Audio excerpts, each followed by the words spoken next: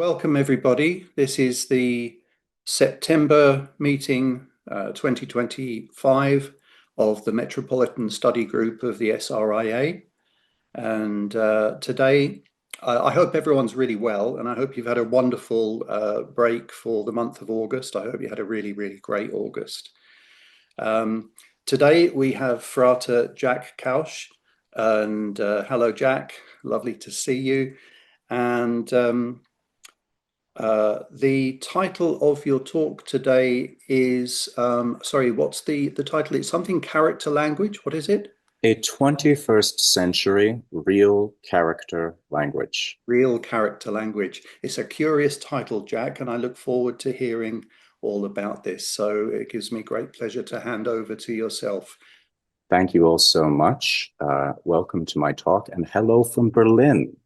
I am currently in the Utopia room of the State Library in Berlin, which was unplanned, but I think that is a very, very serendipitous place to talk about this subject.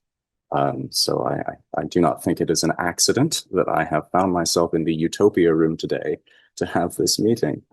As Shane was saying, the title of this talk is a 21st century real character language. And the subtitle is "And Rosicrucian Pansophy." When I say a real character language, I mean a language of pictograms, or a language of images or hieroglyphs meant to represent concepts in a non-linguistic way. For the early modern period and the early history of the Royal Society, the idea of a real character language included translating knowledge into all of the languages of the world, so all of the peoples of the world could understand this knowledge and wisdom, and also organizing this knowledge into an encyclopedia, which everyone could read. On the right, you can see a picture of this real character language that I've created. This was the result of 7 years labor. I began this in 2018, and I produced this as really the first that you could call a finished prototype just now in 2018. So it was 7 years of meditation, of having the idea, thinking about it, learning how to write the computer program. So you're learning computer programming, because when I began this, I didn't know the language to create it. I just had the idea came to me like in a very organic, visionary kind of way that I must make this. And it has been 7 years of pretty much constant labor, thinking almost entirely about this to create this piece here. But during this talk, I want to discuss the history of this idea and how it relates to Rosicrucianism, because that's something I've been learning more about as I've been making it. And then I'm just going to transition to a brief demonstration of the website I've created, where this work of web art is there for anyone in the world to look at and browse. And above all, I want to stress this is an artistic experience. I think what Martin just said for us about art and about how it can bridge that kind of, yes, that calculation that Bruno is talking about. And I do think that this is a very Brunian work of art. It's very in line, I believe, with something that I think Giordano Bruno would have at least recognized. He may not have agreed with everything, because he was a very fiery character, but I think this is something that he would recognize. So this website is meant to be a space online where you can visit to learn topics, but it's also meant to be a space for contemplation, which is more meditative than the experiences we have on social media. So it's a space for a more contemplative experience that you can have on the web. So the first step in this journey is to define the term real character, because that is a very curious name. As Shane said, this term was coined by Sir Francis Bacon in his book, The Advancement of Learning. Because words are ambiguous, Bacon advocated the creation of real characters. These would be different from what he called an emblem, which also comes from the Renaissance emblematic literature. So for Bacon, a real character is a sign which is arbitrary, and its meaning is fixed by conventions. So you would just have a symbol that means something, and everyone knows what it means, but it doesn't really look like what it depicts. Whereas for an emblem in Bacon's definition is a picture of an object. It looks like something. So an Egyptian hieroglyph, like the the foot with the water pouring off it that we can see here, that would be an emblem for Bacon. And a Chinese character would be a real character because it doesn't look like what it depicts. We just understand it by convention if you can read Chinese. And this distinction that he made would go on to influence the debates also within Rosicrucian circles about this for generations. But it is important to note that he was wrong about both Egyptian and Chinese writing. Chinese characters actually do contain iconic images in the radical components, even though you have to be fluent in the language to understand what they are. So Chinese writing is not actually a real character. He could not read Chinese, and he'd seen only a few symbols, so he didn't have an understanding of what Chinese actually was. And Egyptian hieroglyphs also, the Renaissance, people thought of Egyptian hieroglyphs as directly conveying, as almost like image writing of directly conveying ideas in this Platonic way, in a very mystical way. But the reality is, to be able to read Egyptian hieroglyphs, you have to be able to read the Egyptian language. You have to be able to speak it, because they write in sounds and images at the same time. So both of these writing systems are different in how people who are actually fluent in them read them. So a lot of this distinction that Bacon's making when he's talking about real character languages, it's coming from a perspective of someone who's just looking at these writing systems from the outside. So because of this, for my work, I take sort of a middle definition of what a real character is. So the glyphs, I've created a set of glyphs, and I'm going to be showing them to you today, and they really do represent real beings in the world. Real icons. But however, like real characters, the meaning of these icons are arbitrary. And through the use of metaphor and analogy, they can be extended to have a potentially infinite number of meanings, depending on the context or the subject or the language in which you are investigating. So this is an important distinction to make. And this is also very deep. We can talk about this for a long time if anyone has any questions at the end, because it is a very deep topic. But moving on, I also need to define the term Pansophy. This term has become very prominent in the community recently, particularly in the work of the website pansophers.org, which was started by Samuel Robinson. The word Pansophy comes from the Greek, and it means universal wisdom. Typically, it's associated with the educator Comenius, and to this day, Comenius's philosophy informs several European Union initiatives. His reputation as a pedagogue and as an educational reformer is very well known. And Comenius is often credited with coining this term, Pansophy. But the origins of the word are murkier and they're more obscure. It seems to have been associated with the mystical and encyclopedic Ars Magna of Raymond Lull. It's the Majorcan mystic who created a system of spinning wheels, which Martin was just talking about, which were intended for contemplating the nature of science and God. So in the context of reform of knowledge, it often means what we today would call a radical interdisciplinarity. But in the context of a devotional practice, not in just an intellectual way, Pansophy can also mean seeing everything, every action and word, as potentially sacred and an offering to the divine.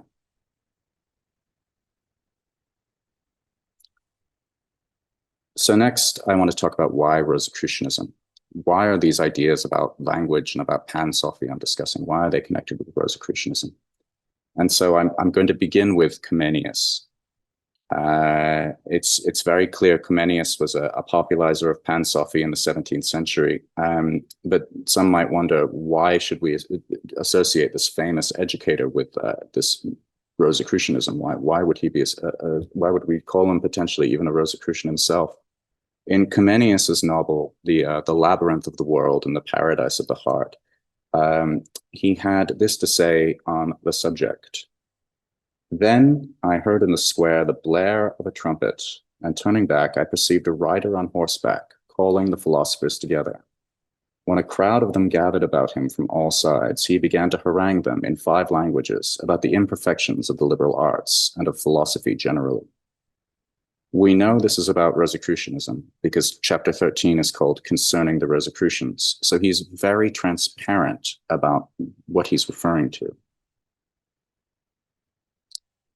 He continues to describe the various miracle cures the herald proclaims to the people, including such wonders as the philosopher's stone, before he witnesses many people being sold boxes containing so-called miracle cures by this messenger. But when they are opened, everyone finds these boxes are empty. This leads the main character of the novel to lament, "Are all of these things, then, an utter failure? Oh, my disappointed hopes! Hearing such boastful promises, I expected to find a profitable pasture for my mind." My interpreter answered, "Who knows, but it might yet materialize? Perhaps they know their hour, when and to whom to reveal themselves. Should I wait for such an event, when I have not seen a single instance of success among so many thousands of men more learned than I am? I do not care to gape any longer. Let us go away," I said. What are we to make of this? Clearly, Comenius was disappointed by what he saw as the false promises of Rosicrucianism. But was it really the movement itself which Comenius was upset with? Or was he upset with how it was received by the public and the fervor which it inspired? While we cannot know for sure, we do know that Comenius corresponded at length with some of the people who wrote the manifestos. I just want to establish now for everyone, and maybe for people who, maybe this is one of the first or times they're hearing about Rosicrucianism, that far from the manifestos being shrouded in secrecy, also for people who have been speaking about this for years, it's always good to review. Far from the manifestos being shrouded in secrecy, we know roughly who wrote the Fama Fraternitatis and the Confessio.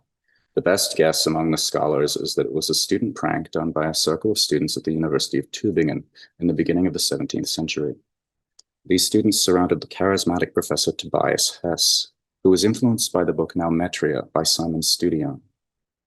Two of the more significant students were Johann Valentin Andreae, who would go on to write the novels Chemical Wedding and Christianopolis, and Christoph Bessold, whom I read apparently betrayed the group by joining the Jesuits, a fascinating story I have not looked into with any great depth. Comenius got in touch with Andreae, and the two of them began an epistolary friendship, which one can easily read in the early modern Letters Online collection at the Bodleian Library. Andreae even sent Comenius two of his utopian tracts, The Right Hand of Christian Love Offered, and The Image of a Christian Society, both of which survive only in manuscript form at the University of Sheffield and in a single octavo translation into English by John Hall. They got to Britain because Comenius brought them there and passed them to his friend Samuel Hartley, an important figure who was pivotal to the founding of the Royal Society. I give all this information so that listeners can understand that we've passed from the realm of speculation into facts, mostly. There is a connection through Hartley and Comenius from the people who wrote the Rosicrucian manifestos to the people who established the Royal Society, which is one of the founding institutions of modern science in Britain. Now, we can't know for sure, but at the very least, the utopian ideas of Johann Valentin Andreae were part of that conversation, if nothing else, as were the ideas of Comenius about a real character language. Now, these ideas, you can find them in this book, which is sometimes called the Comenian Fama. It's via Lucas. I am thrilled to announce that Frater Philip Juice of SRIL has completed the first English translation of this book first one in about 90 years. He's published it on Amazon at the lowest price possible. It is sometimes called the Comenian Fama, and it consists of a lament, which some speculate was published in response to Sprat's book, The History of the Royal Society in the 17th century. It provides an alternative, more spiritually grounded form of modern science, and it includes some of Comenius's most Pansophical ambitions. So in the later chapters, Comenius outlines his vision for universal encyclopedias, universal schools, which we would now recognize as high schools, as secondary education, a college of light guided by an esoteric order that was meant to influence the College of Light. And this perhaps went on to influence the founding of Freemasonry. Some have speculated that, and this can explain why many of the first founders of the Royal Society were Freemasons. For Comenius, this esoteric order was meant to steer and guide the more secular investigations of the College of Light. So science is meant to be guided by an esoteric order who keep the esoteric flame alive in this book that Comenius writes. It's not clear how much this text did influence the framers of the Royal Society. I forgot to mention one important thing. The fourth and final thing Comenius mentions in this book is the creation of a universal language, in addition to the College of Light. So he argues that there should be created, as the completion of the Royal Society should be, this universal language for spreading Pansophical teachings throughout the world. It is not clear how much of this text, this book, Theolucus, did or did not influence the founders of the Royal Society. And there are many, many people who founded that, and I don't know enough about it, and I can't name them all by name. But while many of its messages seem to have fallen on deaf ears, Comenius prophesies that if society continued in its present form, if the Royal Society did, it would lead to a Tower of Babel that would be inverted, leading not to heaven, but guiding humanity down to a false road of materialism. Nevertheless, some of his ideas do actually seem to have been taken up by the people who founded the Royal Society, although he does, his prophecy at the end is quite prescient, given everything that has happened in the few centuries since. So one of the ideas that actually did catch on at the beginning of the Royal Society was the idea of a universal language. George Dalgarno had the idea independently on the left. You see George Dalgarno's tables. He was a school teacher. He didn't know anything about Comenius or the Royal Society. He was a school teacher in Oxford, and he wanted to invent a form of shorthand that would make it easier to write things more quickly, so he could do more work in his school teaching the children. And he mentioned this idea to his friend Samuel Hartley, who said, well, there's a great deal of potential there. Hartley is the one who knows Comenius and knows and is connecting him with Andrea and all these people in the Royal Society. And so Hartley introduced Dalgarno to Bishop John Wilkins, who was one of the founders of the society, and they began to collaborate. Wilkins seemed to have been influenced by Comenius, insofar that he thought the idea of a universal language was good. But in his framing of what a real character is, he draws on Bacon, going back to Bacon's original definitions. Wilkins and Dalgarno, they later have a falling out over the proper way to form a taxonomy, and they go on to make these two separate projects. And these two projects later influenced a third major figure in the story, which is Leibniz. He created this idea of a characteristica universalis. And even though he never produced a working system, this idea actually had a deep impact on the history of logic and mathematics and computation for many generations, it's continued to bear fruit into our modern era. And there are far too many people to list here who also attempted to create a real character language or a universal character language during this time. Suffice it to say that in addition to the three big ones here, there were many, and they were often influenced to varying degrees by Bacon and Comenius, although we cannot ignore the Pansophical influence in this idea as being a very important factor. And yet at the same time, as Martin said at the beginning, there were older similarities to the work of Bruno and Lull, and I would be remiss if I didn't mention them. These were thinkers who were Pansophical and encyclopedic and who speculated deeply on hieroglyphs and the art of memory. I mentioned Raymond Lull already, whose combinatorial Ars Magna formed an explicit inspiration for Leibniz's Characteristica Universalis, and whose influence on the art of memory has been discussed for several decades now. The great introduction remains the works of Frances Yates, which many of us read because they contain. She's not always correct about all the details, but she gives an amazing account of the story of what happened. And in addition, her work on Giordano Bruno is also a very important place to start with. There's so much you can learn about Bruno. He's so deep. It's in Bruno that many of these ideas about geometry and language and hieroglyphs and the art of memory and the Ars Combinatoria converge. Bruno is a very mysterious figure, not least because in addition to being a magus, he was often regarded by Enlightenment figures as being the precursor to the rational Enlightenment, to the idea of science, which is an ambiguity which both mystics, scientists, and philosophers often have trouble embracing.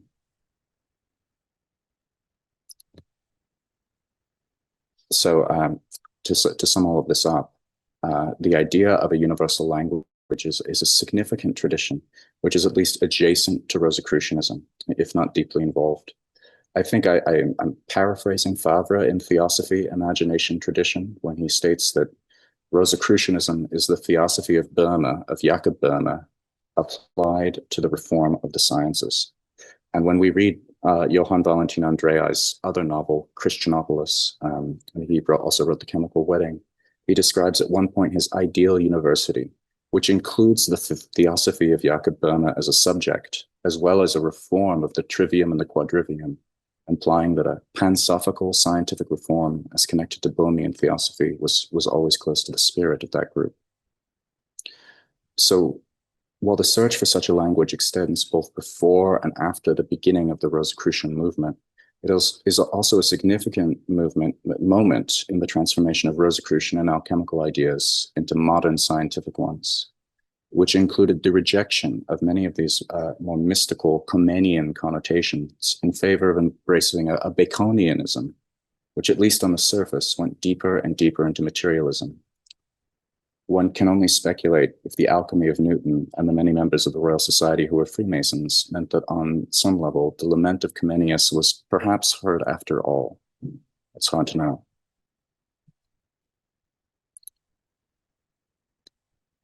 So now I'm just going to turn the page to today, although there is much to tell that is neglected. I would like to discuss the field of knowledge organization.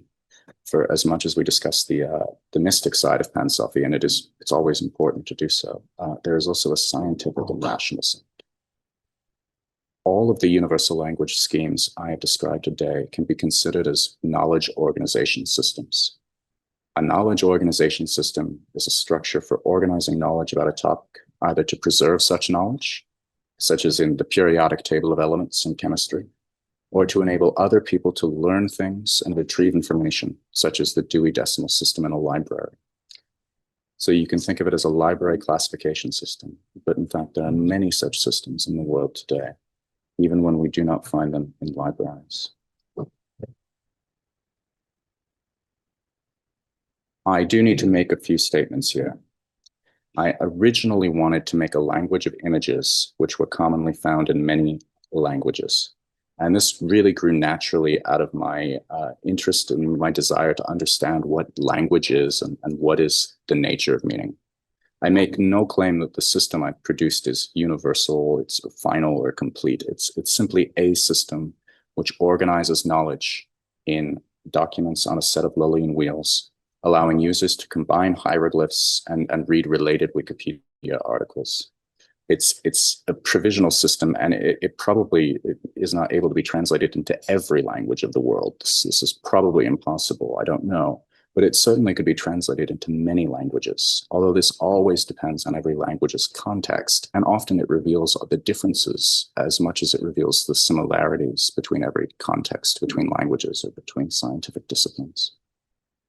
From the beginning, I wanted my system to make use of Lullian wheels that people could use to make combinations. I had this idea while I was reading Leibniz, Auroville, the universal city in Tamil Nadu in the south of India.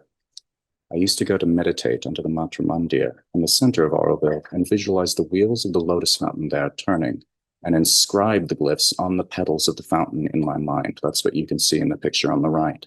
And this was the inspiration for much of the design of the wheels. And at the same time, I was also reading the Neo-Confucian philosopher Xiaoyong. So there were some non-Western ideas that I was also reading at the same time.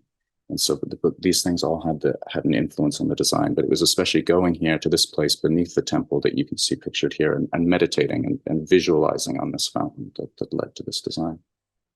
I also wanted the combinations to have precise mathematical meanings, which could be used to investigate the associations that AI models make. This is less important to spell out in detail, but I have created a rudimentary system which can do this, and perhaps this might even be similar to the calculations of Bruno. We would have to talk about that, whether this is similar. The most important thing are the associations, at least I believe the most important thing are the associations which you discover when spinning the wheels, rather than trying to understand the artificial intelligence in the abstract. The important thing is you spin the wheels and you discover things. So the piece is located at realcharacterlanguage.world. It consists of an alphabet of 14 glyphs. Like I said, it's an art project. It's not some final definitive vision, and there may be more works of art with different glyphs in the future, which I make. By spinning the wheels and placing them in the golden triangle, you can make a combination of ideas. The glyphs represent celestial objects and common beings in the world, such as the sun and the moon, fire, water, mountain, and cloud, and a few images of living beings on the third wheel. So using some research methods, I derived these glyphs from a data set of cross-linguistic concepts such that they could more readily be translated across languages. There are, like I said, it's probably not able to translate into every single language. That may be impossible. But I do believe that this act of translation can reveal our common humanity, even as we find our differences and what it is that makes us unique. We also find what it is that unites us through having that conversation, even when it's sometimes very painful and hard. I consider also the right of different nations, especially different indigenous nations, to choose not to have their languages translated. So although I value inclusivity and I want to include indigenous languages in this project, I've chosen not to represent indigenous forms of knowledge at this time until I have collaborators who are knowledge keepers within those indigenous knowledge systems. So we want to be respectful of their right to choose when to share their own knowledge and to choose when to share their own teachings. So in this sense, I've chosen not to collect their languages at this time, but if there are indigenous communities who feel comfortable sharing their languages or feel that it would help their community to share their language, then I would be more than happy to do so. In fact, I view that kind of inclusivity as being the spirit of this project. It really can be for everyone if you want it. This is an image of how the glyphs I've created work to explore the semantic spaces. This is very abstract. It may be it's a lot to explain, but the interesting thing is that this design was actually inspired by artifacts Frater Stephen Golder showed me relating to the original Order of the Golden Dawn, which are now located in the Museum of Freemasonry. There were some of these roundels that had a real impact on the design of these. In this design, users can create sentences by typing in glyphs in the box, which retrieve various meanings or articles. By spinning the glyphs on the Vavelle, you can offset the meaning. So if you look on the left here, you have water at the original position. That's the letter I, and you can see all of the meanings related to water, drinking, reservoir, drainage. If you spin the Vavelle and move it by 90 degrees, it's 90 degrees less watery. So now we have words like oil, supplying, recreation, warm, storage. So what you're doing here is you're sort of moving through. Oh, I see something in the chat. Is there? Okay, all right. I'll get that later. Okay. What you're doing here is you're moving through the space that an AI has learned. AI is an artificial intelligence model, memorizes words, and it's sort of like all the words are in a big tank of water. And the words are at different positions in the tank. And by moving the wheel, you're sort of moving a filter through the water and picking up different words that are at different locations in this sort of oceanic space that's inside the mind of an AI. So this is what allows us, in one sense, through the formal system of the glyphs, it actually does sort of unite logic and geometry in a way that's eerily reminiscent of the ideas of Lull and Bruno. They talk about wanting to be able to do this. I didn't consciously intend to exactly replicate well, of course I wanted to, but I didn't. But this emerged in a creative dialogue with the art. Didn't happen, in a way of like, I must do what Lull and Bruno did. Through this creative dialogue with this idea, it emerged naturally, which is sort of part of the magic of the art. But of course, I don't want to get lost in the weeds. This is very deep, and we can go into all of this technical stuff for a very long time, but that's not as important. I think this work of web art raises more questions than it answers often, and when I use it, I always learn new things. So the purpose of this work of art is it is a contemplative experience available for free on the web. It's not trying to sell you anything. And like Wikipedia, I intend for it to always be free. I invite you to come to the website and browse. It is located at realcharacterlanguage.world. So I'm going to demonstrate for you how to use the glyphs, the wheels and the glyphs for contemplation in just a moment. I also want to invite you to participate. Actually, one Frater Mehmet Bahtali, who's here today, actually has already participated. He's been very helpful with working on the Turkish language and creating a few others. If you have a subject you would like to see represented, email me. My email address is right there, jack.kausch@proton.me, and we can set up new tables of correspondences between the glyphs and the subject you want to create. So I have made an algorithm which takes tables, maps the tables of correspondences to the vector space that a machine learning model creates. So it's mapping a table of correspondence to the mind of an AI. It's very fun. Specifically, those of Wikipedia articles. So it's a mix of something very old, tables of correspondences, that's very old in the tradition, and something very new. So if that sounds fun to you, write me an email there, and we can see about setting something up. Okay, and so without further ado, before we proceed to our discussion, I realize I've been talking for about half an hour, but I'm just going to very quickly do a little demonstration here of the website before we go on to have our discussion. So this is realcharacterlanguage.world. If you type that into your browser bar, you will go to this site, and this is what you should see here when you come into the site. There are 3 wheels with the 14 glyphs on them. And here in the center, you have a little table of Wikipedia articles, and you can scroll down here and see articles that are similar to the glyphs you have selected. Now, the glyphs that you select go inside the golden triangle, and the way that you select them is you can either spin the triangle, and you can also change the position by spinning the wheels. So if you put together moon, water, and fish, and I'll show you how to read them in a second if you're confused about what they represent, it will give you a recommendation of articles that are a combination of those glyphs. And we can even click on those articles, and they'll open up here in Wikipedia, and we can read about them if we want. And you can also spin this around, and you can look at different things, and it's fully continuous. So if you go over here, this is half fish and half eye. So you notice even though moon and water are still there, you start to see different articles, and you see different ones depending on where you are. And you can scroll down and see as you go further down, you see things that are less and less related. We have mountain and flower here and a little bit of sun and moon. So we get things like hill and shrub and desert and rock and all of these things. And oops, it skips around sometimes. You can move and just try see the combinations. So this works a lot in the way that Lull thought of things, and also Bruno as well. You have your characters here on the wheels. You spin them and you make a combination, and you can select them by putting them in the golden triangle. But there are actually sort of 2 levels to this thing. There are both the glyphs that you have inside your focus area that inform. So you find this will show you things that are generally similar to this combination of 3 ideas, just like in Lull. But there's also this way in which the position of every single glyph relative to every other glyph all impacts each other. So everything is connected to everything else. And that can be very overwhelming to look at. And I call that serendipity. So we have here this slider, and when I set it at 0, you completely ignore the way that everything is connected to everything else. So you can just sort of see a basic combination like bird, cloud, and sun just means bird, cloud, and sun, no matter where you put it.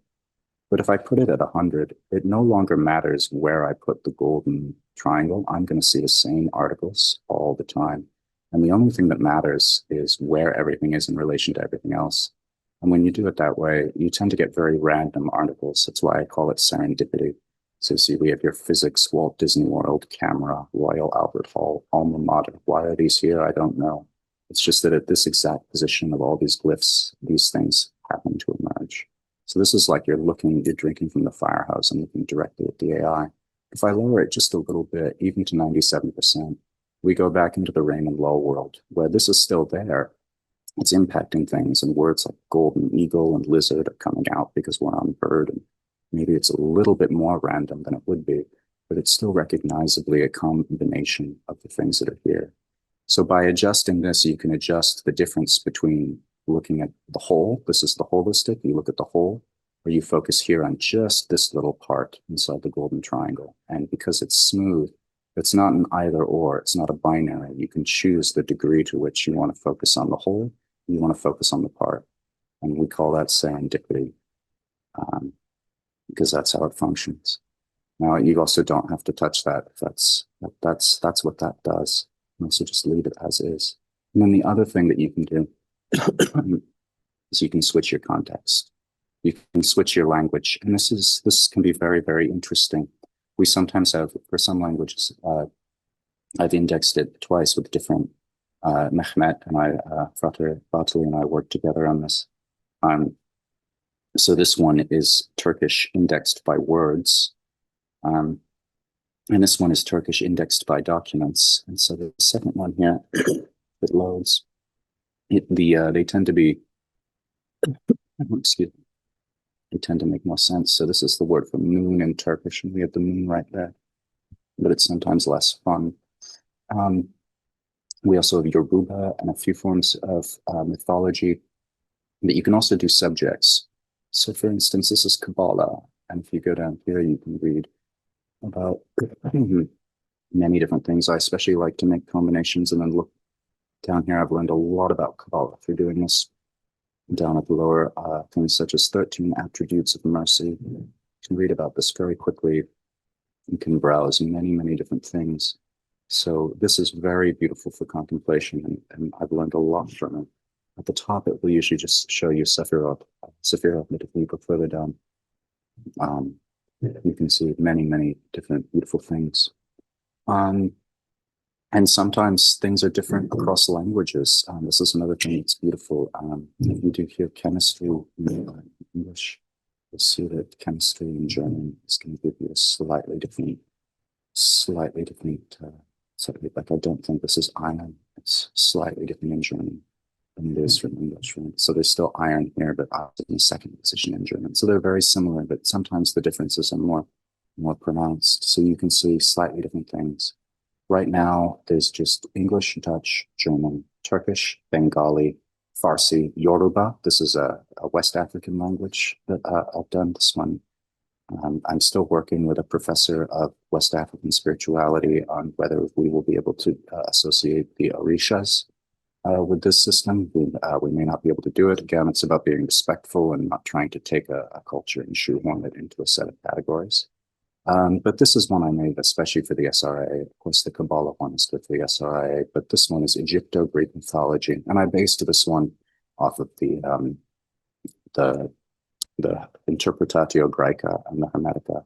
And so here you can browse Egyptian gods and Greek gods at the same time, which can be very, very interesting. You see Dodoni and Zeus right next to Hadmehit and Esat and all of these. So sometimes I don't even pay that much attention to the combinations I make. Sometimes I just spin things around and look at all of the articles. I must confess it, because it becomes very interesting. But it can be a very interesting practice to say, well, what would happen if I combined, I don't know, bird and water and sun, and went and looked at it and see what are the deities who are coming out, or what are the concepts in Kabbalah who are coming out. So this is a deity I've never heard of. I've never heard of Shed, who is apparently identified with Horus the Child. So at least anyway, so you can so like a little Wikipedia rabbit hole machine. And then finally, I know you'll have so many questions, and I will be happy to answer them. This is a lot. This is just a lot of information. But you can also download these glyphs as a font. So if you go here, you can download them as a font and install them on your word processor on your machine, and you can type with them. And characters that you type will form words, and you can use them. And here is sort of like a dictionary if you really want to go deep into this and see, like, well, why? First of all, you can come here and you can read if you're not clear on what the name of a glyph is in English. Each one of these, so there's a finger. Some of them are not actually on the wheels. You can type with the font, but I haven't put them on the wheels. You have the bird, nose, and then you can look at, if you really want to go into like some of these more linguistic questions are down here in dictionaries like this, but this is, you can see all these other things that are linked to the concept of baby cross-linguistically and all these familial relations. You can go very, very deep, but I'm not, this is rabbit holes, but this is the CLLD Concepticon. This is what I based the glyphs on. You can follow it through to all these concepts. And then, yeah, I suppose I can show you this. It should probably take you through to, well, let's see, it's got really lovely good Wi-Fi here, but I'm not sure it's going to be able to handle this. Yeah, you can, so this is what, with the font, you can just type in words here. Like if I type in the word bags, it will transcribe it as hand, star, nose, feather, which is just a mnemonic. And this is what I was showing on the other slide. This one's on in a set of notebooks I've made for my portfolio. So with this one, I haven't built something that would hopefully be more accessible. If you want to go deeper into the stuff, you can write to me and I can show you some of these. But these allow you to sort of change the positions of the glyphs and go more deeply into the stuff. This is very deep, and there's a lot a lot of work to unpack what's really going on here, but I still haven't done yet. But just to show you guys, it's there. This is here. This is on a different site. It's a ways away. But yeah, this is the site. It's very deep. But one of the other things that I just wanted to invite everyone to do is you can just go here and contemplate these images and download the font. And I would love to see if there were any personal associations that you had with the images as you use them, as you look at them. And if you want to use it in your practice or for your meditation, that would be amazing. I would love to hear about if you wanted to do that. I'd be deeply honored. You can also use this in a purely secular way if you just want to browse Wikipedia. But I have found that going to a subject like Kabbalah or like a tarot can also be just incredibly revealing. And so I would love to hear what you all think as you go to the site and look at it. And it's there. It's a work of art, and it's been a really enormous journey. I'm building this, and I'm very honored and very grateful for you all for being here and to be able to present it to you today. I'm very grateful for the SRIA to be so receptive to all of this, and it's been quite a lot of work. And thank you all so much for listening and for being here. And that's that. I'm Shane, you're muted. Thank you. Sorry, I just realized I was muted. Thank you very much indeed, Jack. As is customary at these meetings, I'd like to open this up to all the attendees. You're welcome to ask Jack your questions or comments you can share. So it would be very helpful, as Benny has already done. Well done, Benny. You know, the script is to raise your hand via the reactions tab at the bottom of the screen. That would be very helpful for me moderating this. So first off, over to you, Benny. Thank you very much. And Jack, thank you for a wonderful presentation, which was very, very overwhelming, I think. And I was very, very impressed by your work, by your intelligence and your diligence and your logical sense, and also the intuition which lies behind the work. I wondered why nobody mentioned the idea from the Bible, from the New Testament, from the Acts of the Apostles, where all the disciples are gathered after the death of Jesus and his resurrection, and they experience this wonder of the Babel confusion being dissolved, and suddenly everyone on the place can understand each other, and they are talking in tongues, and I mean, if I should compare it to your work with pictorial symbols, it's quite in another direction that this story points. Because where your system is based on mainly on logic, I think, and on graphic presentation, this story from the Bible, it's more on a sound level, you know, that you kind of get into a kind of ecstasy, a special state of mind, where some sound come out of your mouth, which is understandable for everyone, you know. And I wonder if you have any an idea how these two ideas can be combined and integrated. Oh, thank you so much, Benny. That's such a deep question, and it is such a beautiful story. And yeah, it is reading Pentecost as the opposite of Babel. I think is. I'm sure there's probably a lot of theology that people say on that, but also mystically, yes, it is. I think that um, one of the things that I'm still exploring is that you can, because you can type with these glyphs, you can also transform them into words. And I do think that when you think of, the Barbara Onomata or the things like this, these are sort of Pentecostal utterances. When you're in that space where you're making those kinds of utterances, it does convey that. And I know some of us will probably have had experiences in certain spaces where people are conveying in that way. And you can, yes, maybe you yourself have, Benny. Yeah, and these are very holy things.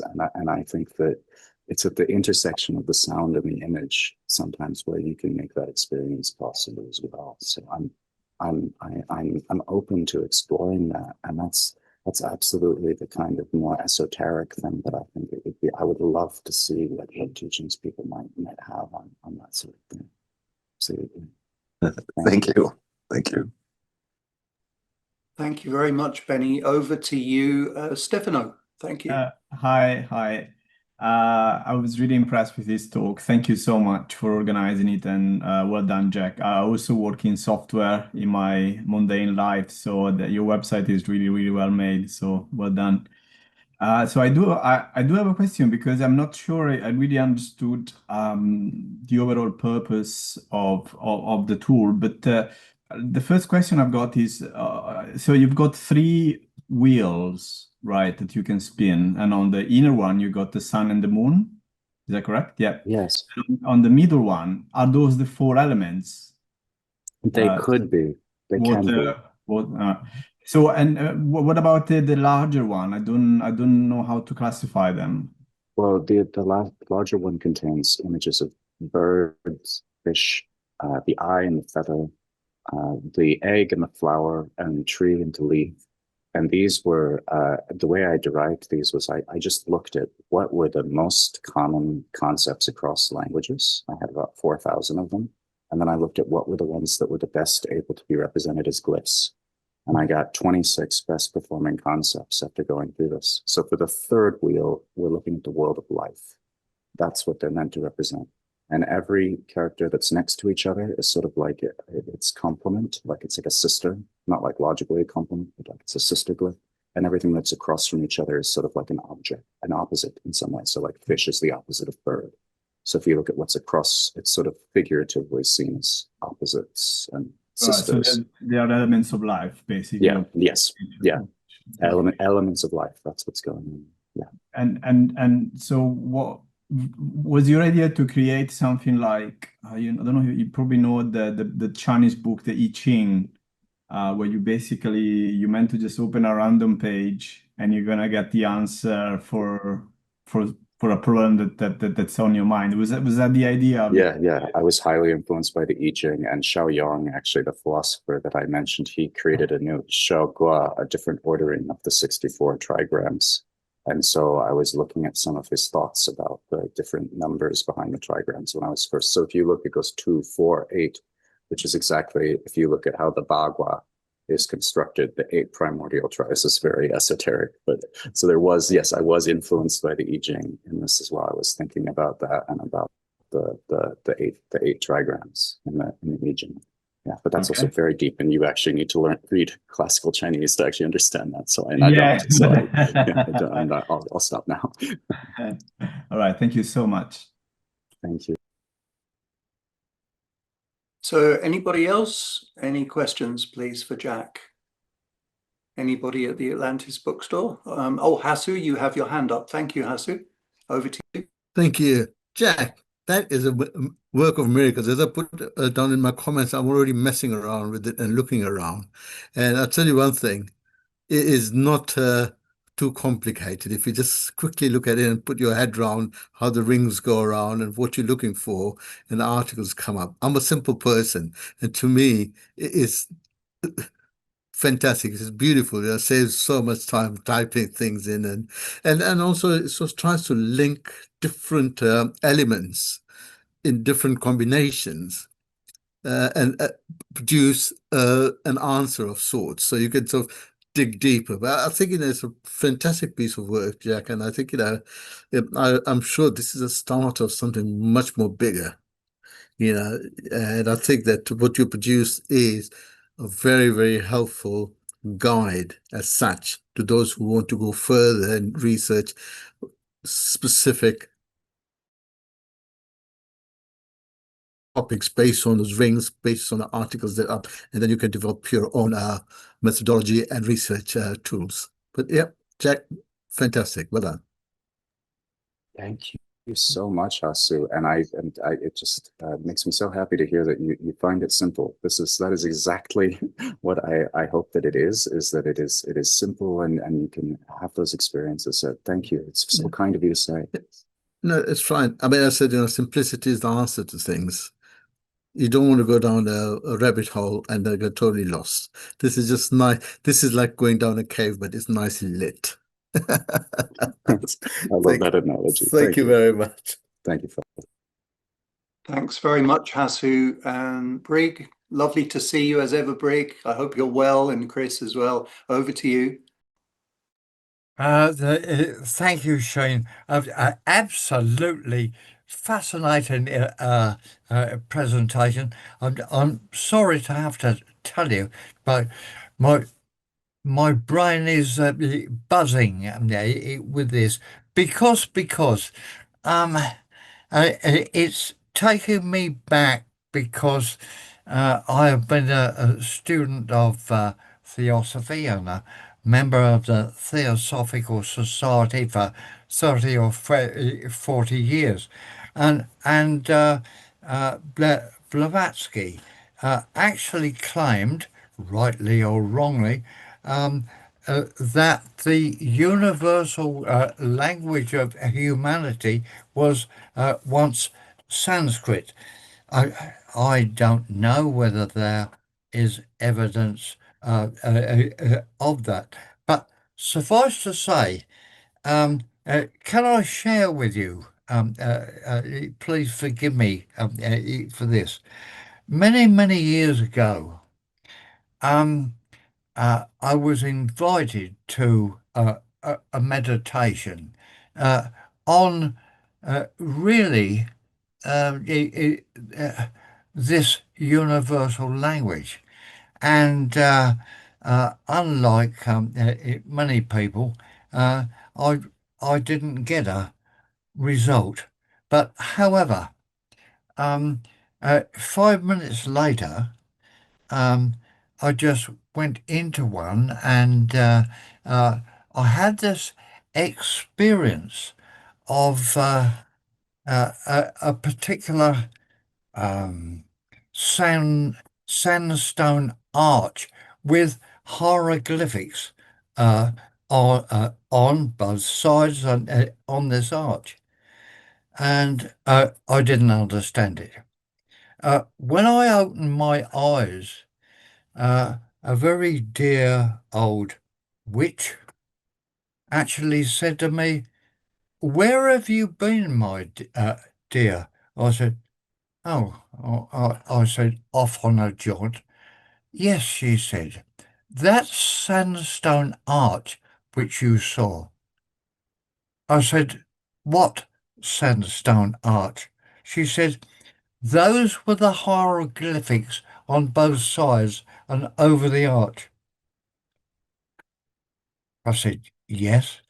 She said, "Did you translate the hieroglyphics?" I said, "I can't speak the language." She said, "My dear, you have been there before. The next time you visit it, ask Spirit to interpret the language." Now, okay, I won't go on, but sufficient to say that these symbols meant something to me, and I'm still interpreting those symbols. But suffice to say, this universal language, which was possibly long before language, it was telepathy with which spirit communicated. Here we are. We're about to rediscover it. That through your studies and what you have presented to us, the language that we have long lost. But would you suggest a methodology of how we can access and rediscover that which was lost? Thank you, Greg. That's a beautiful story that you just shared. And if you ever would like to talk about some of those symbols around the sandstone arch, that sounds very, very interesting. With such experiences are often very deep and personal. And thank you for sharing that with us. Thank you. The idea of Sanskrit being the original language that Blavatsky put forward. Other people said it was Hebrew in the Middle Ages. Some people say it's often people will choose a different language as the language. But in terms of your deeper question about finding and recovering what has been lost, what method can you use? I think we have to do it collaboratively. But I also think that, in terms of the language and this project, I'm putting this out there for the world because I want many people to look at this and to explore it and to comment on it, and it may get changed by people, and maybe people can change it and make their own things and create their own wheels, maybe create their own glyphs, things like that. But I think that in terms of finding what has been lost, another method that I like to use is that usually nothing's ever really lost, and somewhere something is preserved in the reaches of the world. And if you can find a way to go back to those places where those things are still alive, you can sometimes step forward again and bring them back. So I don't think in nature anything's ever truly lost, and that even those things that happened thousands and thousands of years ago and that were very beautiful and that touched our souls, they can still live on through us, Thank you so much for that. That is very enlightening and inspirational, because I feel that to go forward, we must look back, and this is the process of which you speak. Thank you so much, Greg. Thank you very much, Brig. Jim has presented a question in the chat, and my dear friend here, Shirley, also has just come up to me with the very same question. So, yeah, so the question is, do you think that glyphs can be used to symbolize emotions as well as words? He says, what I mean is such as sighing, coughing, sneezing, and crying. Thank you. Oh, please, Shirley, go ahead. This is Shirley, by the way, everyone. Hello.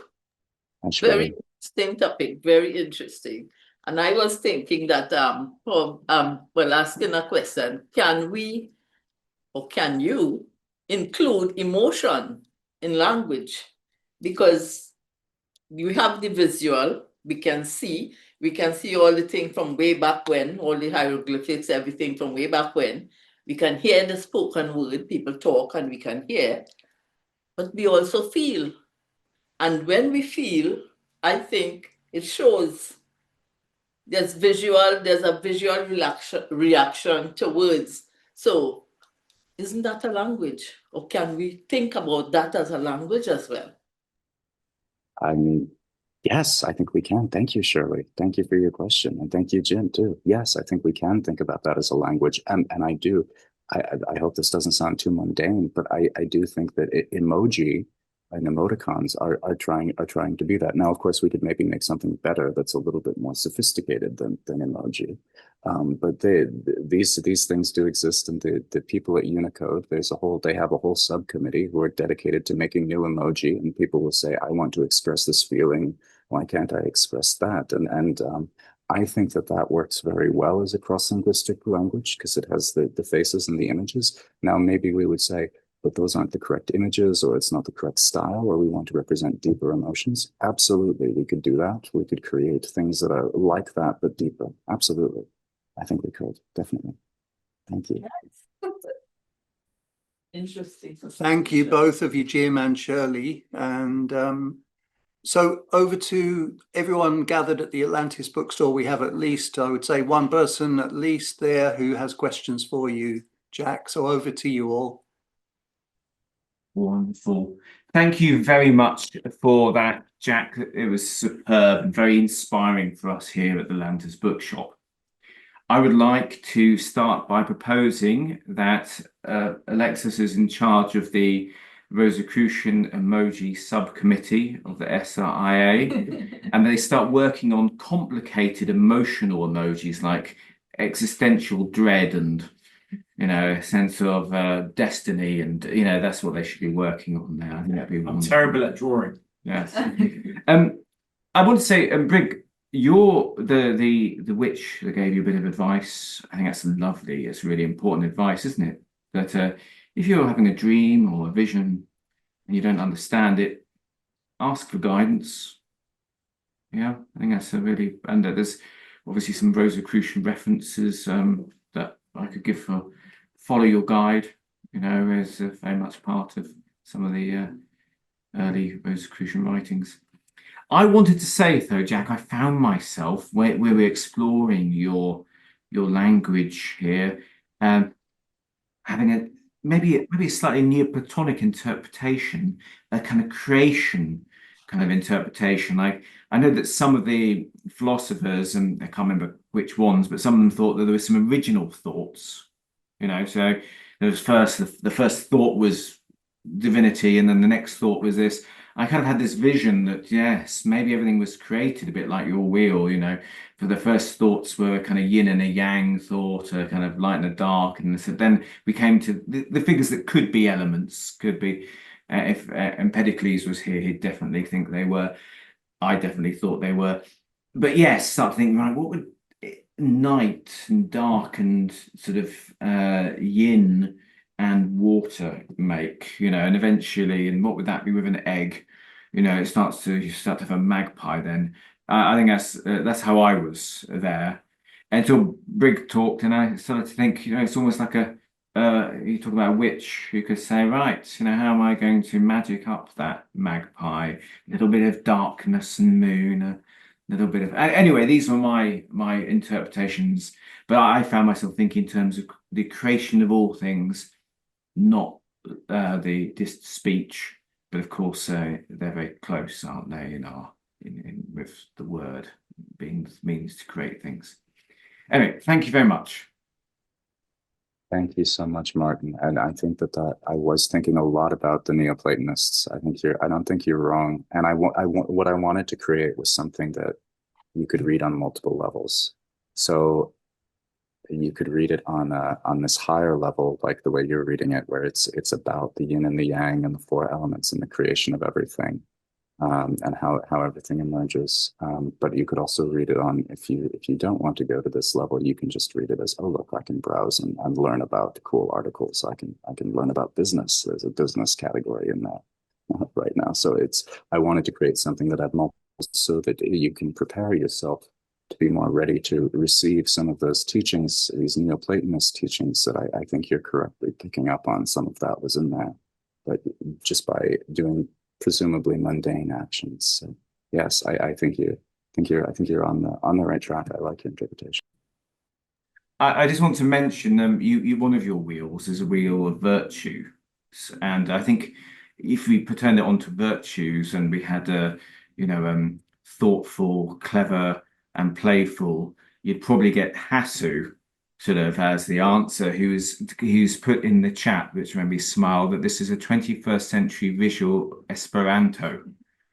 I thought that was wonderful. For anyone who doesn't know Esperanto, this was meant to be a universal European language, which was designed. I thought that made me smile.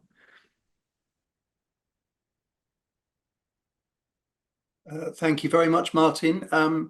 who is this now in the chat here? Sanjay, interesting question here for you. If Pansophy is the ability to perceive the hidden unity of diverse forms of knowledge, how does this shape the societal renewal?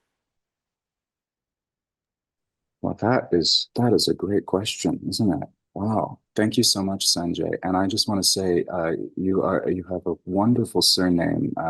Ranganathan is a very important person in the field of people who make systems like this. He founded the School of Indian Library and Information Science, and so he's really you're in good company in your family. But Sanjay,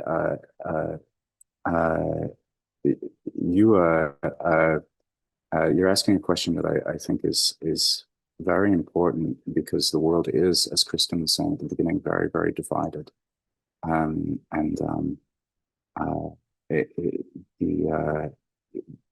The ability to translate knowledge across different domains may seem like this is rather like a trivial, just an intellectual exercise, but you have to recall that Pansophy can really be about everything.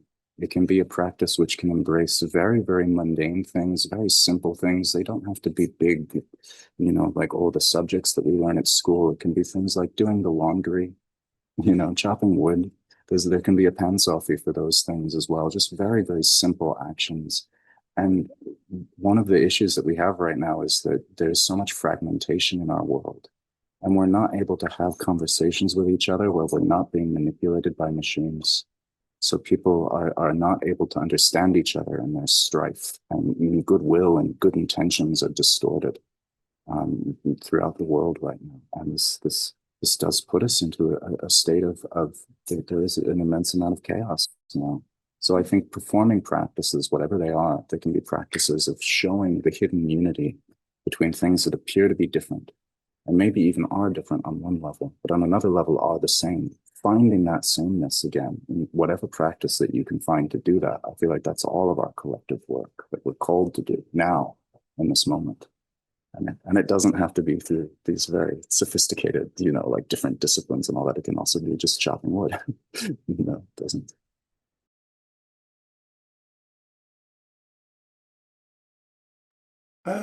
Excuse me.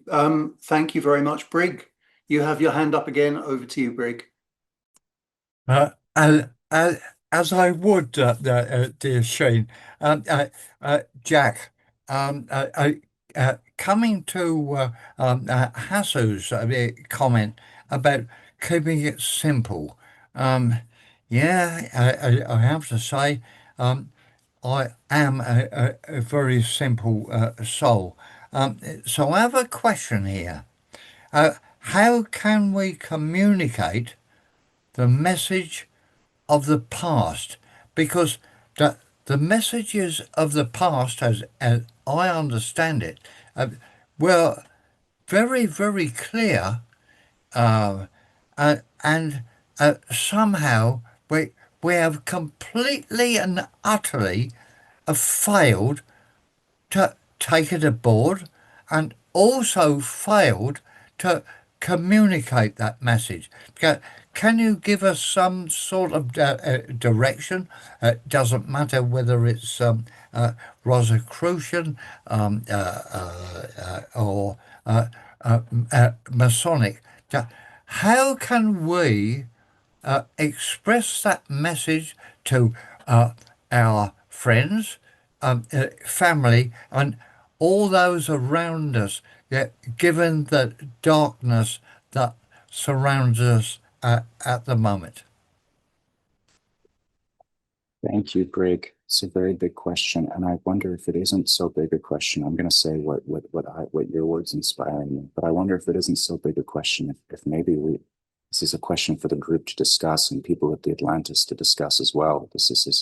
But I, what your words invoke in me, and I think we all probably share this on some level, is that this wisdom isn't just meant to be talked about; it's meant to be lived and embodied.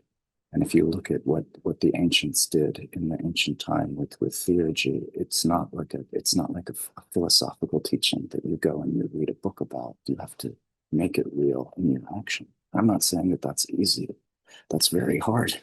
That's why it's so hard for people to do. But I do think that fate has presented us with a very difficult time, and it may be only in small ways that we can, for a while, make that real, make that energy and that spirit real. But great things can be done through an accumulation of very small and insignificant actions. So that's what your words inspire in me, is that we have to live it, and it's up to us, all of us, every single one of us, to find that way to embody it. It's very hard, of course, but we can do it. Wise counsel, Jack. Many thanks for your observations. Thank you very much, Brig. We have Philip Alexius Juice in questions here. First of all, he says thank you for helping the Via Lucis translation. And his question is, a language, is a structure of nouns, verbs, and other elements. How are actions, verbs, interpreted in this wheel method? Any example? By the way, have you thought about including Enochian in the knowledge background list? Thank you. Thank you, Philip. Both of those are really great questions. And I should stress once again, go on Amazon and get Philip's book. He put a lot of work into it, and it's amazing. And it's very cheap. Yes, the nouns and verbs. When I made this thing, I conceived of each glyph as being both a noun and a verb at the same time. So I saw everything as being both a thing and an action. So it's not just the sun; it's the active sun. The sun is constantly sunning. It's an action. It's not just a static object. So the bird is also the active birding, with this idea that every being is verbing itself constantly, and that everything is singing itself into existence. So when I conceived of them, I thought of them as being both nouns and verbs at the same time. One of the things that I'm interested in looking at is, allowing people, I want to create other experiences where people could write forms of poetry with the glyph, and then see what happens, or maybe other forms of literature, and then see what sort of arrangements they make with those words. And maybe we could find a grammar together and discover that. Because I haven't included any grammar in this, but I thought that would be a more collaborative project that you would do many people to sort of turn it into a language, almost like it needs speakers. These are just the seeds. And then the idea of doing Enochian, I think that this is a great idea in principle. I may make a second website that would be a bit more esoteric for maybe members of societies like the SRIA who might be interested in such things. And I might not share that completely with the world, for the simple reason that that kind of knowledge can be very, it can be a little bit, if you discover it when you're too young or you're not prepared yet, it can have unwholesome results. So we might want to keep that on a secondary site for societies like ours that people could find for that sort of thing. But absolutely, you could do Enochian, provided there's enough literature.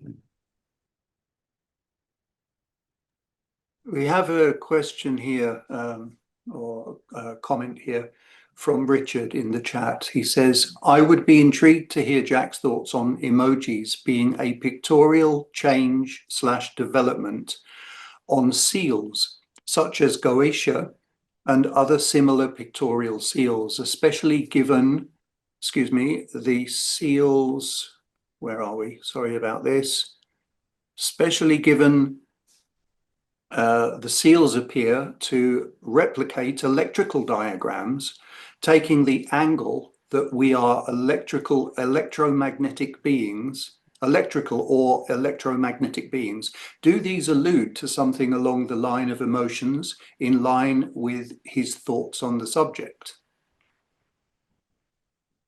Wow, what an amazing question. There's so much going on there. Thank you so much. I think the first thing is, I don't know a lot about this, but I do know that seals and these sort of Goetic inscriptions and also astrological inscriptions evolved out of Egyptian hieroglyphs quite organically.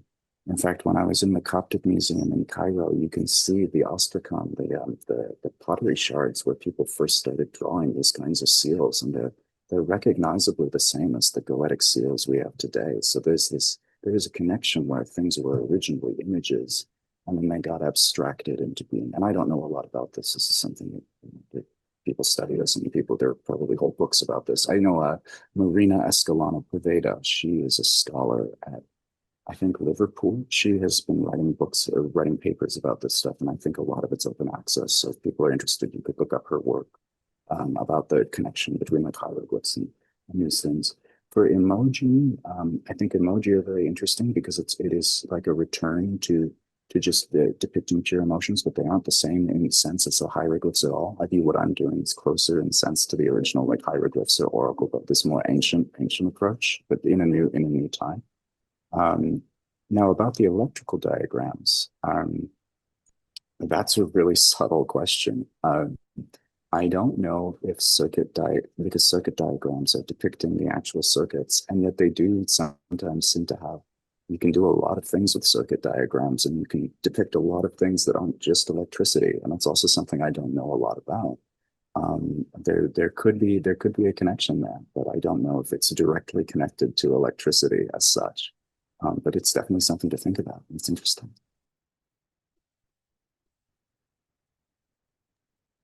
Thank you once again. Over to Atlantis Bookstore.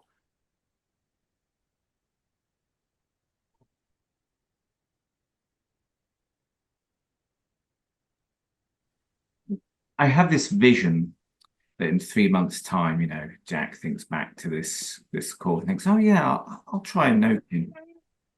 And he puts them into the system, turns the wheel, and rain clouds and thunder appear in his living room, and thinks, oh no, and turns it, and the walls melt. And he has to uninstall it very quickly.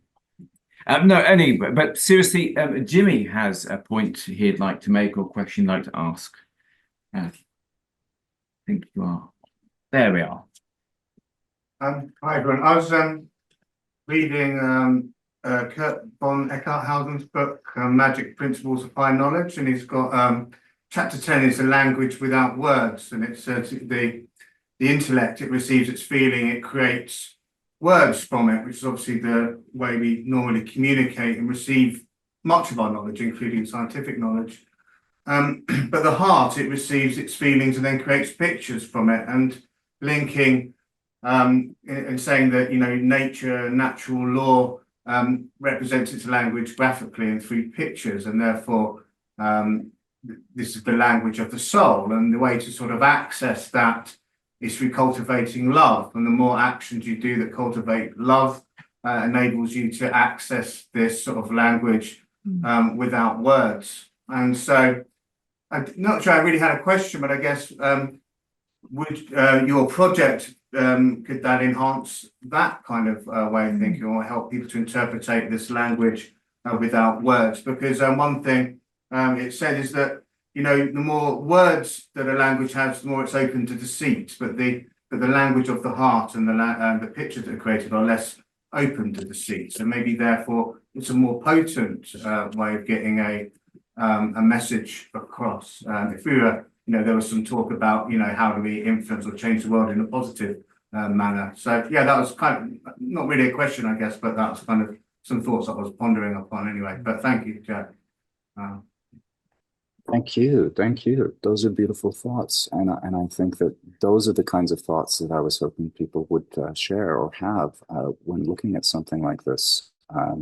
You know, if you want, you can go to that website and download the font, and if you want to type with it and just see if that helps you with your contemplation, maybe you would discover something, or maybe not. Maybe it's, you know, that kind of contemplation is too inward, and something like this isn't going to get you deep enough. But if you wanted to try exploring it with this, I think that would be a beautiful thing. It's there if you want to try to use it in that way, but that's a matter of your soul and what you can do with something like this, which sounds beautiful. Thank you.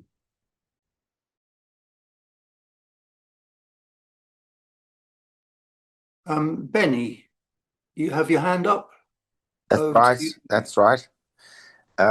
Jack, you mentioned the Chinese philosopher and mystic Xiao Yong and his sequence of the hexagrams. And you probably also know that Xiao Yong had a special system of numerology and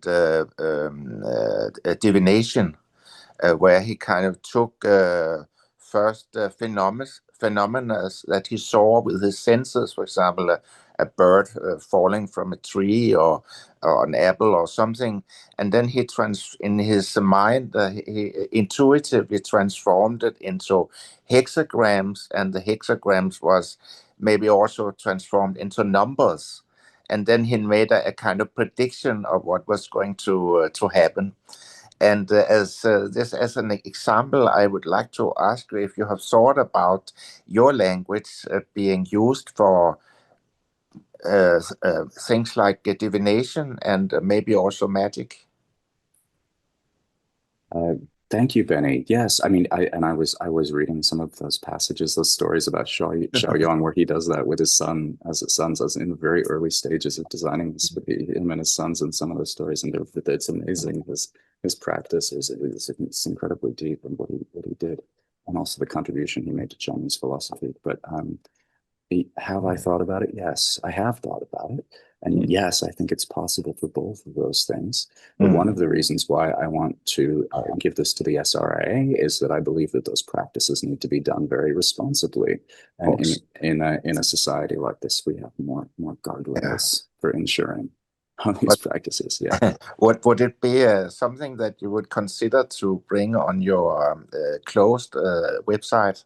Oh yeah, absolutely. We could make an SRA one where you have a password associated. If and maybe that's in the future if people are interested. We can talk about it. Yes, that would be something we could definitely explore. Yes, absolutely. Thank you. Thank you. Thank you, Benny. Brig, once again, over to you. Thank you, Shane. Jack, our dear Benny is a very sharp pencil in the box, as you've probably gathered. The Egyptian knowledge, going back to the previous speaker, language of the soul and the heart. Yes, that really does resonate on the shore of my consciousness. Would you agree that symbols communicate messages to us that the restrictions of language, and we really are handicapped by language, certainly by translation, but at least symbols are a universal language. Would you agree that language handicaps us, but symbols liberate us? I think so. I think that is true. I think that one of the advantages of the older forms of Egyptian writing is that it contained both at once. They contain symbols and languages side by side, and so they can each sort of correct each other. And that sometimes we do need language. We do need language to communicate or to express our thoughts, but it does constrain us. It is too much, and ultimately, when we leave the world, we have to leave languages behind, and we have to travel through the domain of images. And so having the images there remind us of that other world and allow us to live in balance and harmony, even when we're here in this imperfect condition that we perpetually find ourselves in. That would be Jack, thank you for reminding us of these truths. Thank you, Bray. You know, I had a teacher years ago, and he was my hypnotherapy teacher. His name was Vernon Bell. He was a character, and he said things to me that have stayed with me for many years and always will remain with me. And one of those things was, words are not just words. Words give form to ideas and feelings. It's a little bit like giving birth, he said. In which case, do you wish to give birth to monsters with your words, as you may have done for many years in your self-communications, or not? So in respect to what do we do with language? What can we use language for? Because language can be used to suppress, to belittle, to insult, to undermine, or it can be used to liberate. Whatever the form and structure of that language may be. So what are your hopes for the actual practical usage of this? I hope that we can attract the right people to something like this, so that because I believe that the way to ensure what you're talking about, Sharon, the proper use of language to bring good things into the world requires people with a strong spirit and with souls that have been tested and have come forward through the fire. And I hope that we can have people of good heart and good intention who understand this higher purpose, and that they can shape something like this as it comes into the world. Because I believe that's the only way we can really ensure. You know, I thought about this when I was making this, and I thought, I can't build it into the structure to make it so that you can only say good things. Of course, there's the human heart is fallible. It's always possible that someone could use this to do incredibly unspeakable things. But if we can attract enough people of a strong spirit to be using this thing, we can create that context, I hope, so that goodness can come through. That's my thought. Oh, God bless you, Jack. I think that's a wonderful response to my question. Wholeheartedly, that's a lovely thing you just said there. All power to you. Let's move toward this. Martin and everyone at Atlantis Bookstore, over to you. Yes, I believe Kitty has something she likes. Thank you very much, Jack. It's fascinating to see how this has developed, and also how it's developing and all the different ideas and everything. Now, my thought is a bit of a sidestep, and I realise that it sounds like you've got quite a to-do list that's building for this as well. So, but I can't help but think, what would happen if you use what you're doing here and put Bruno's shadow and celestial wheels in, with obviously his associations, and then what would the AI then put when you put the combinations together? What would it come up with? I just can't help but think it would be fascinating to see. That is an amazing idea. That's an amazing idea. As it happens, let me think, after Martin's talk, actually, a couple of years ago, about the shadow and the celestial wheels, I made some rudimentary models of them. I'll just share that in the chat. Oh no, that's not the right one. I made far too many of these. Here it is. And of course, Martin's done the meditation, so it'd be really interesting to then compare. What does AI come up with? How does that compare to what Martin's experience was? And yeah, sorry, my mind's gone off on a whole other tangents. No, that's a fantastic idea, Kitty, and we should totally talk about that. And I would love to collaborate with you and Martin on this. I have this already made. For Martin, if you're interested in collaborating as well. Oh, that's superb. Yes, it'd be lovely to see. I actually did happen to notice that I didn't know you got it working, but I did see that hosted by yourself was a depiction of the wheels. So I'd love to see what Kitty's idea. What does AI do with his letters A and A? You know, yeah, it'd be really lovely to see. Yeah, no, that could totally be done. And yeah, I'm already halfway there actually. So we'll see. That's a cool idea. Thank you. That's amazing. Brilliant. I also just wanted to add this bit of fun, Jack. I think everything that's done with a system like yours is unspeakable. Yeah. Thank you, Martin. Where are we? Hang on. Sorry, I didn't realize I was unmuted there. I was just checking my microphone. In the chat, we have Mehmet. And Mehmet raises something very interesting. Even within emojis, we see evidence of semantic drift.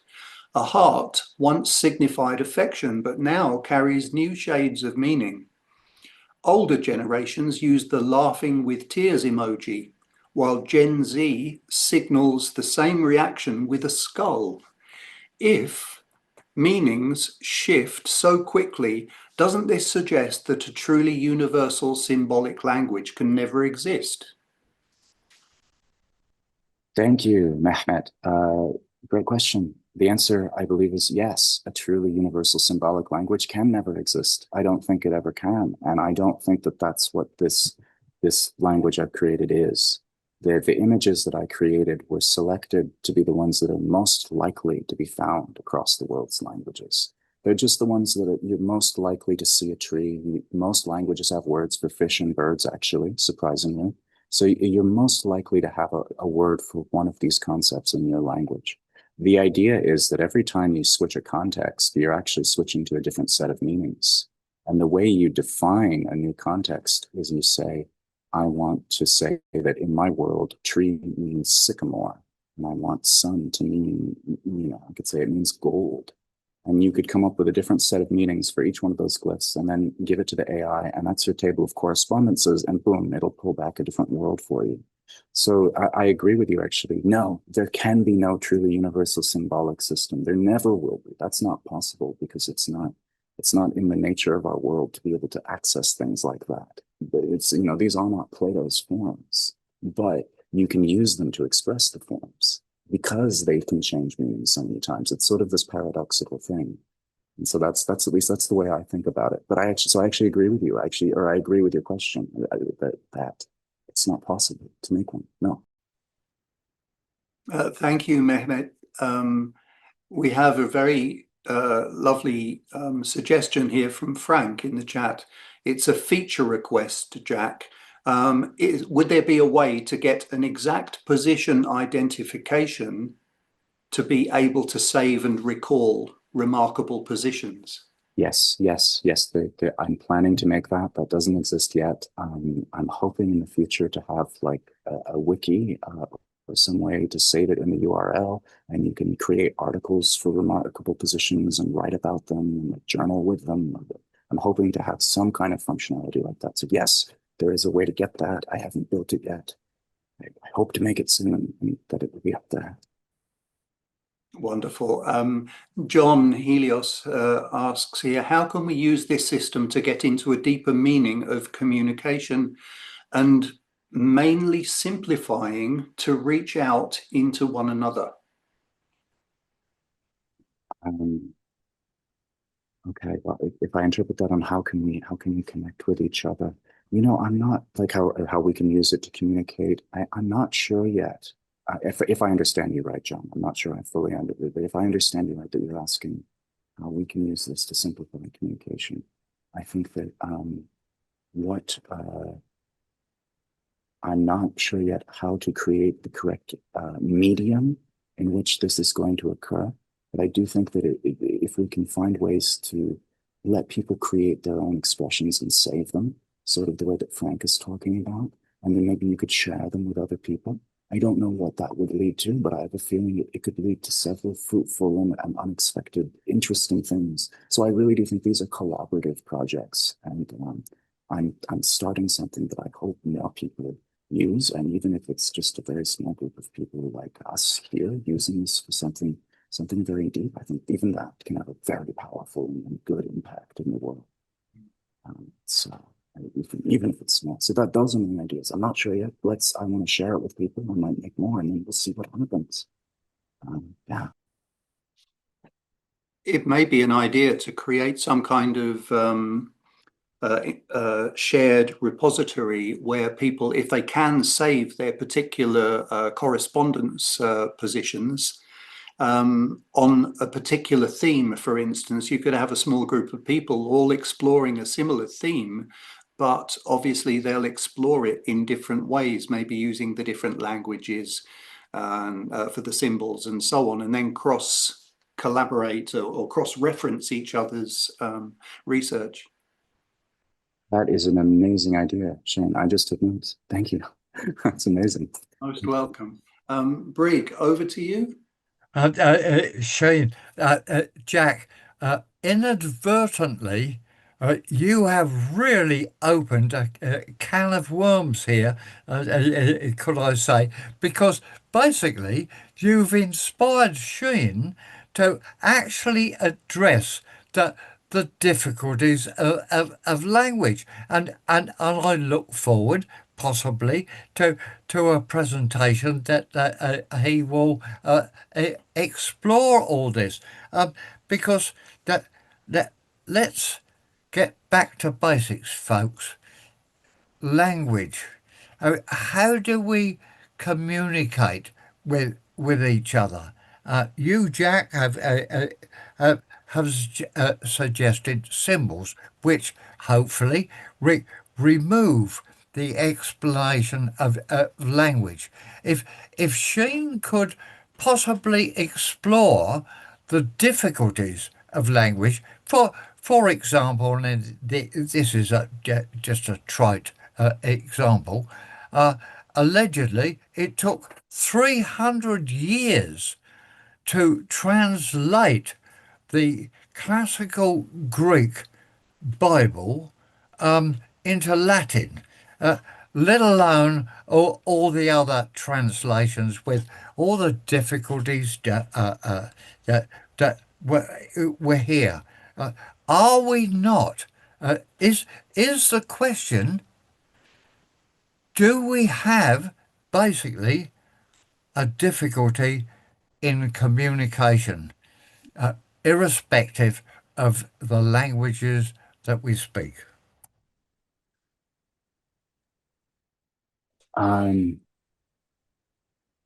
Well, I think communication is always risky.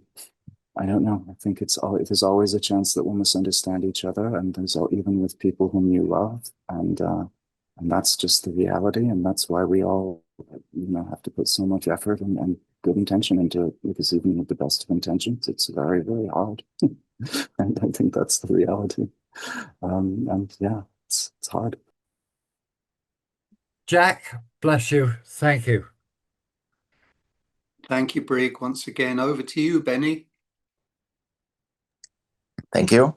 Jack, I wonder if you have read this wonderful novel by the German author Hermann Hesse called Das Glasperlenspiel, the glass pearl play or game. The glass pearl game, I think it could be translated in English. Glass bead game is how we usually translate it. Yeah. And it contains this idea about a universal language with glass pearls that you put in different positions, and you kind of make correspondences between a subject in mathematics to a philosophical idea and to a concept in music and so on. So it's like, and someone has seen this idea as a kind of forevision of the digital age, and the possibilities of digital knowledge. Do you know the book? Yes, I read the book while I was in Oroville at the very beginning of the stages of this process. I read it in English, and I can't read the original, but yes, I read this book, and yes, it had an influence on me, and I noticed the universal language in there. Yeah, all of this. It's a very interesting book, and it really makes you think. It's a very, thank you. You're picking up on a lot of these things. Thank you, Ben. Thank you.